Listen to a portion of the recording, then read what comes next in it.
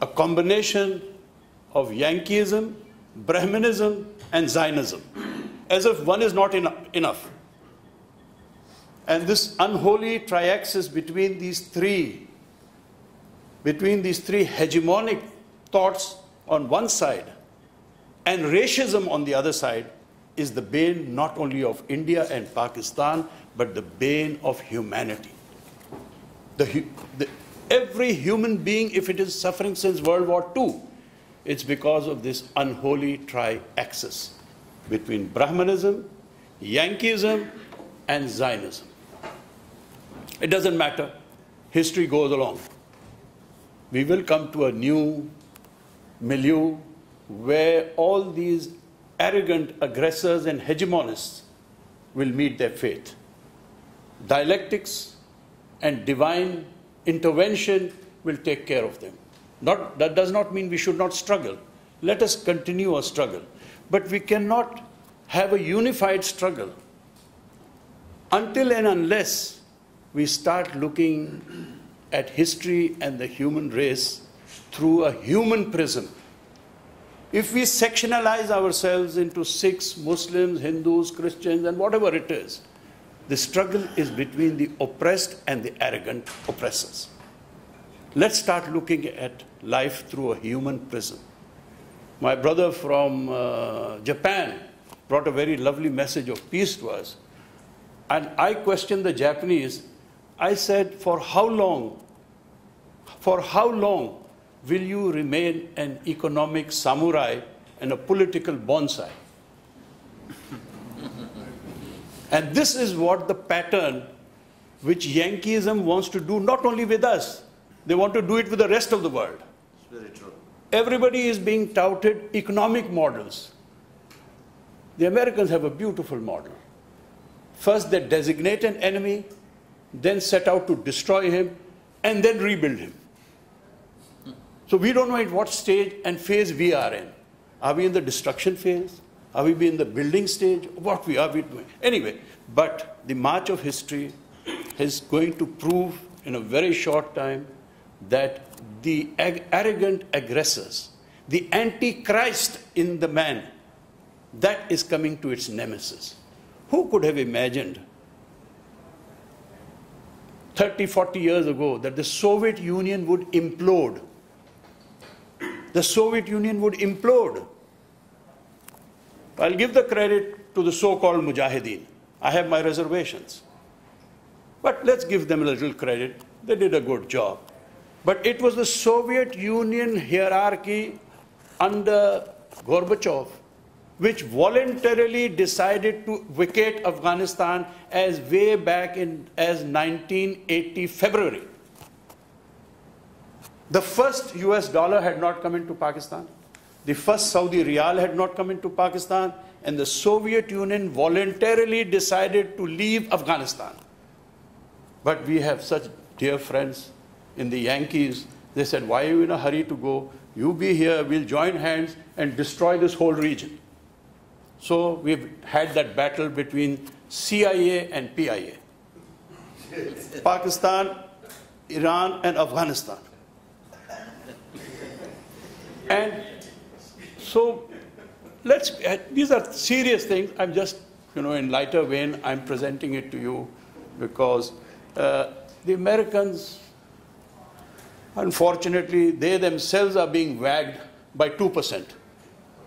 Now, I don't know whether it's 2% commission, but it's 2% of the Zionists that are wagging them. And similarly, it rubs off on both ways. So therefore, the most important thing why our Sikh brethren or our Christian brethren or our Dalits, why are we suffering? Because the persons in charge of our destiny are imposed upon us. And they have zero moral values. Let's look for a moral leadership, wherever it comes from.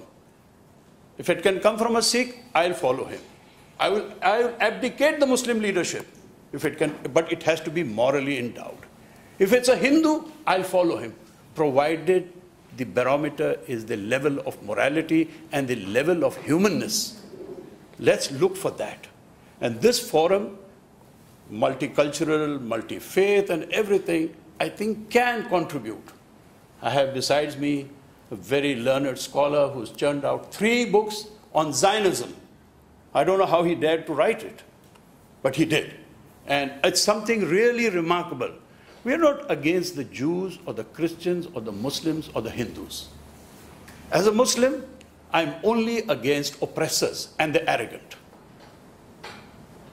There are people, Muslims, who are praying 7 times a day, but they commit the worst crimes against humanity.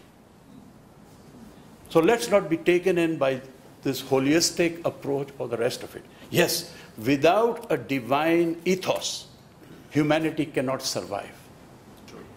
It has to have a divine ethos.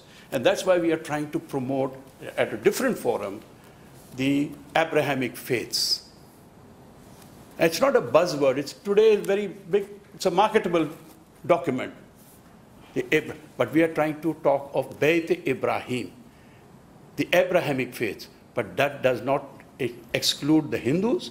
It does not exclude anybody. It's all inclusive. But the message will be of a divine ethos. Let's rediscover Christianity as expounded by Jesus, or Judaic thought as expounded by Moses, and last of all, our prophet. So it's all inclusive.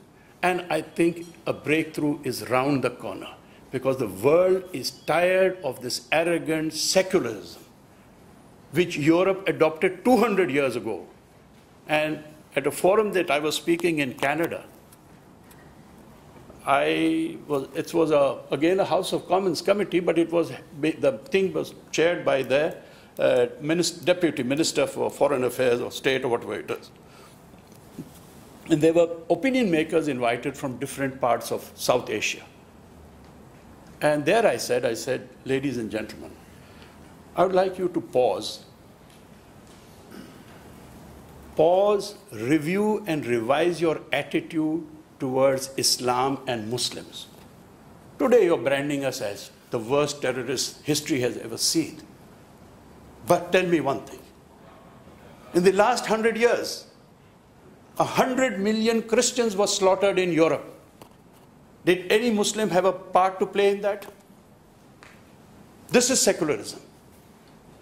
This is secularism where there is no sanctity of the human soul or the human body. There was deathly silence. And then I said, we are against oppressors. We are all for the oppressed, no matter who he is. I was so fortunate that in that audience, a delegate from India, a Hindu lady, she got up and said, if this is Islam, then I'm willing to announce I'm a Muslim just now. So our struggle is common, but if we lose track of it and we get sectionalized, so he's a Sikh, we can't, what have we got to do with him? We may have had an unpleasant history. That's not enough. History is very unpleasant. It's only the history of the oppressors that is recorded, not of the oppressed. We have to work for the oppressed. And there cannot be a more oppressed nation than the Indian nation. Whether you call it one nation or many nations, but the Indians are the most oppressed people. And we owe it as a duty to humanity to work for their liberation from this Brahman barbarism. So on one side we are faced with Brahman barbarism, we are faced with Zionist barbarism, which is absolutely spoiling the name of Judeo-Christian culture. And then we have such powerful friends called the US, which is the most oppressed people. Only on the top you find this rarefied 2% and 3% controlling the lives of not only the people in the US, but people beyond the US. And we all owe it a duty to ourselves. Thanks for Brigadier Saab, Lashari Saab, whoever is participating. Your efforts are not going to go wasted, I'll tell you one thing. Every word you speak is recorded in history. If people cannot appreciate it today, they'll appreciate it tomorrow. With India, India has always sided with the oppressors. Always with the oppressors, the Brahman. I'm not talking of India, I'm not talking of the Hindus. I am talking of that class that feels it is destined to rule. It's a racist thought. When the US and the Soviet Union were against China, the Brahman class threw in their lot with them. So they have always been working against the interests of humanity. This is congenital to the Brahman, it is congenital to the Zionist, that he is only interested in the preservation of his own class. He doesn't look at the world through a human prism. He is the most sectionalized, he's the most racist. And we have to get out of this. Here is in his heritage, he's from Dr. Ambedkar. If I can be corrected, I don't know, this is what I read. I'm a very poor reader. If I can be corrected, that Dr. Ambedkar was going to announce that he is going to become a Muslim. 250 million Dalits of that time would have become Muslims. Gandhi went into a fast unto death. Gandhi went into a fast unto death. And the same, I think, misfortune befell the Sikh leadership at that time, that if Jinnah tried his level best to co-opt. Gandhi went on a fast unto death 32 times, but he never died. And his jinn, the devil in him still lives. The devil doesn't die in him, doesn't die. Now, the Sikhs also, okay, Mr. Bas, we all have made our mistakes in history, but we are not to be condemned for life. If you can make a turnaround, it will be, the earlier we make this turnaround, the quicker and less human problem. So therefore, this human forum, Mr. Lashari's human forum, let's allow it to grow. Let our views be expounded more solidly, and let's have quiet discussions also. And as far as the Kashmir struggle goes, let me be very clear on it. For me, Indian occupied Kashmir is morally, politically, constitutionally a part and parcel of Pakistan. It's not a disputed territory. It's not a disputed territory. And I blame the successive Pakistani governments who have treated it as a disputed territory. Whatever value the systems that we had, democratic system, the resolution that was passed, I think, on the 19th of July, we are very close to it, 47, in which the resolution was passed that we are annexing to Pakistan. And that resolution was overturned, and all the drama that happened after that. So therefore, and if anybody wants to know, they talk of right of self-determination. The Kashmiris have voted with their blood that they don't want to be with India. Whether they want independent Kashmir, they have no right to an independent Kashmir. The only right they have is to see that it is merged with Pakistan. This all false games of independence and this and that and everything. I don't know what your leadership, the Sikh leadership, is looking for in India. Are you looking for an independent Khalistan or whatever it is? But it's something, as long as you can adjudicate human values in your state, whichever state it is, you will be better off, we will be better off. And this nuclear threats and all the rest of it, we have been living under nuclear threat. But more powerful than the nuclear bomb is the willingness of people to die for their cause. And that only can come if you have a high moral ground. And we are seeing that this whole myth of Zionism, oh, they can do what they want. And Soviet Union imploded. And they decided to implode and do away with the evil communist system.